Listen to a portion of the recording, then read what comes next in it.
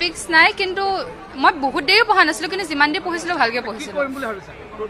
তুমি টপ 10 ত ভবাই নাছিলা ভবাই নাছিলো শীৰ্ষত ঠিক আহাটো ডাঙৰ কথা কেনেকুৱা তাৰপিছত সেইটো খবৰটো পাই কেনেকুৱা লাগিলে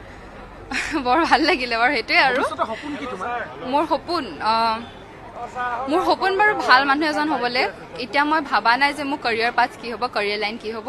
কিন্তু যিয়ে হওক ভালকে কামটো কৰিম আৰু ভাল মানুহ হ'ম সিমানেই আৰু প্ৰজ্ঞা একাডেমি